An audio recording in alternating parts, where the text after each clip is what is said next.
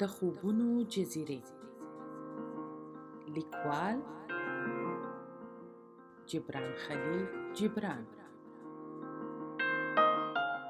ژباړه زینب سالک. لوستونکي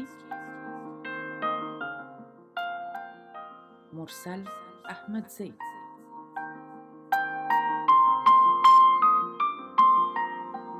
مسافر. ما هغه پر یو څلور لارې ولیده. ما هغه نه پیژانده. د هغه په لاس کې امسا وه او ځان یې په یو څادر کې پیچلی و. څېره یې د ژور غم آینه وه. موږ له خلوص او جوشه ډک روغبړ وکړ. ما ورته کور ته د راتللو بلنه ورکړه. هغه زما میلمستیا ومنله. میرمن او ماشومان مې ډېر خوشحاله وو. په ډېره مینه او خوښۍ یې د هغه هرکلی وکړ. یو ځای مو ډوډۍ وخوړه. موږ ډېر خوشحاله وو او هغه هم ډېر خوښ و.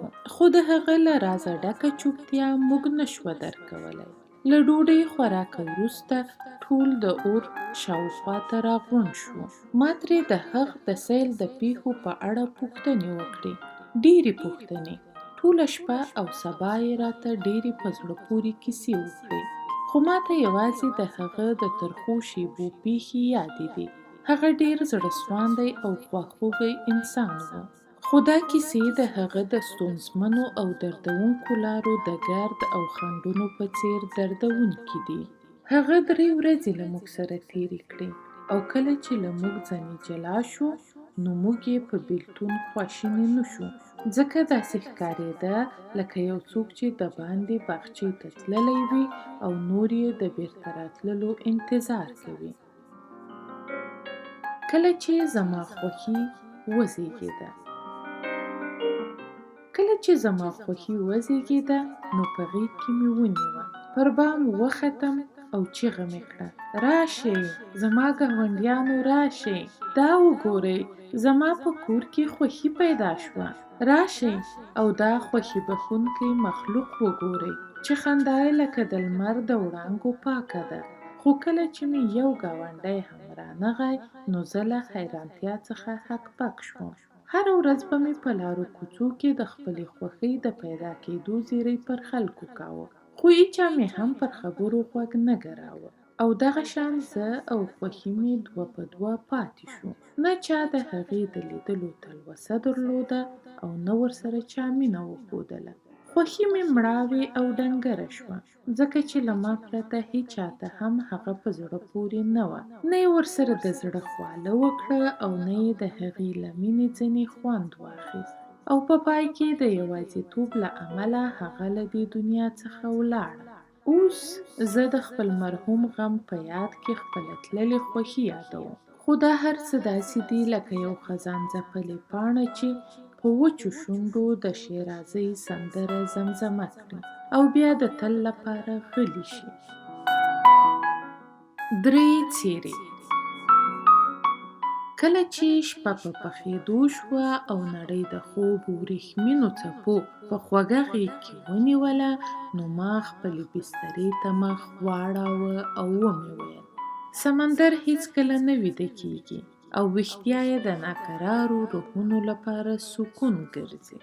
زه چې د ساحل څنډو ته لاړم نو د اوبو د بخار او تپ لړۍ د غرو له څوکو ایله راښکته شوې وه او نړۍ داسې پوښلې وه لکه د پیغلې رخسار چې خپله ښکلا د پردې تر شا ځلوي.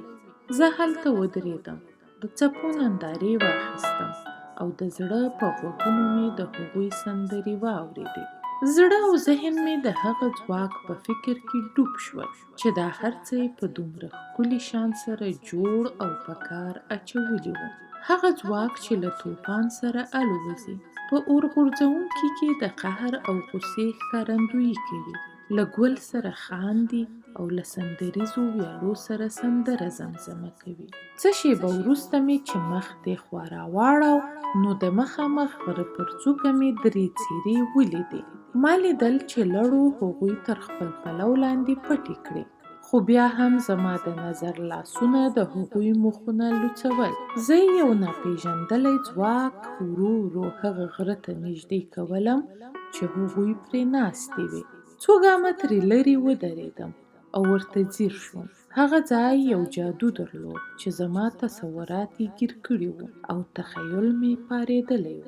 په دې وخت کې یوه له دوی ځنې پاڅېده او په خبرو یې داسې پیل وکړ لکه د سمندر له تله چې راووځي. ژوند له مینې پرته داسې دی لکه ونه چې ګل او میوه ونه لري، او مینه پرته له ښکلا یعنې حسنه هغه ګل دی چې وږمه ونه لري او هغه میوه ده چې زړی ونه لري. ژوند، مینه او حسن درې واړه د یو څیز درې معناوې دي. خپلواک او لامحدود دي، نه کله بدلیږي او نه یو له بله بیلیږي. دا یې وویل او بیرته په خپل ځای کېناسته. بیا بله څېره پاڅېده او لکه د سمندر د شور په لړزانده غږ یې وویل: بې اوښتونه ژوند هغه کال دی چې پسرلی ونه لري. اوښتون بې رښتونولۍ د هغې ویالې په څېر دی چې په وچه او شاړه دښته کې بهیږي. ژوند، اوښتون او رښتونولي د یو عنصر درې مخونه دي چې نه بدلیږي او نه یې یو له بله بیلتون شونی دی. او بیرته پر خپل ځای کېناسته.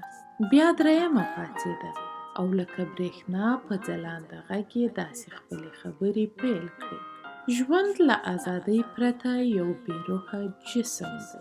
ازادي له پوهې او حکمته پرته یو پریشانه روح دی. ژوند، ازادي او حکمت د یو ابدي عنصر درې معناوې دي چې هیڅکله نه پناه کیږي او نه ورکیږي. بیا درې واړه پاڅېدې او په ستره دبدبه او جلال سره داسې په خبرو راغلې: مینه او هغه څه چې ترې پیدا کیږي، بدلون او هغه څه چې منځته یې راوړي، آزاد دی. او هغه څه چې له دې څخه لاسته راځي، دا درې واړه د کبریایي ذات ښکارندویي کوي. کبریایي ذات هغه لامحدوده هستي ده چې پر موجوداتو او کون او مکان حاکمه ده. بیا سکوت او چوپتیا خپره شوه او پرته د نه لیدل کېدونکو وزرو له غږه او د مهمو څیزونو له خوځښته نور څه نه احساسېدل. ما سترګې پټې کړې او د هغه غږ پرله پسې انعکاس ته غوږ وم چې همدا اوس مې اورېدلی و. خو چې سترګې مې وغړولې نو پرته له هغه سمندره چې لړو په غېږ کې نیولی و نور هیڅ هم نه.